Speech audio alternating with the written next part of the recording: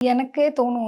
எல்லா படத்துலயும் ஒரே மாதிரி இது ஊர் ஸ்லாங் பேசுற மாரி, நாகர்கோவில் ஸ்லாங்கா இருக்கட்டும், இல்ல மதுரை பொண்ணு மாரி இப்போ ஒரு படம் பண்ணியிருக்கேன். இந்த படத்துக்கு இன்னும் நாங்க டைட்டில் வைக்கலன்னு நெனைக்கிறேன். அம்மு அபிராமி லீடா பண்ணியிருப்பாங்க. அங்க வந்து ஃபுல்லா மலையாள டீம். சூப்பர் டீம் நல்லா பண்ணியிருக்காங்க. அதுல வந்து மதுரை ஸ்லாங் வரும்.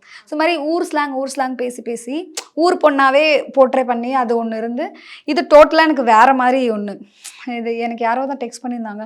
அப்பாடா! ஜிவிஎம் படத்துல வர மாரி வந்து அதுல பார்க்குற பொண்ணுங்க மாரி உன்ன கொஞ்சம் காமிச்சிருக்காங்கன்னு சொல்லிட்டு, ஈவன் பாலாசக்திவேல் சாரே வந்து முந்தா நேத்து கால் பண்ணும்போது சொன்னாரு. ஓ! உங்கள வந்து இதுவரைக்கும் யாரும் காமிக்காத மாரி உன்ன வந்து காமிச்சிருக்காங்க. ரொம்ப சூப்பரா டைரக்டர் வந்து உனக்கு யோசிச்சிருக்கா, உனக்கு வந்து அந்த ரோல் வந்து எழுதியிருக்கான்னு சொல்லி அவர் பயங்கரமா கொண்டாடினாரு அந்த சீன. மீன்ஸ் அந்த படத்துல ஃபுல்லாவே. எனக்கு வந்து கேட்டோனே அப்பா ஜாலி. நம்ம இப்போ நார்மலா இப்ப நம்ம இப்படி ட்ரெஸ் பண்ணி அந்த மாரி ட்ரெஸ் பண்ணிக்க போறோம். நம்ம கிளிசரினே தேவைப்படாது.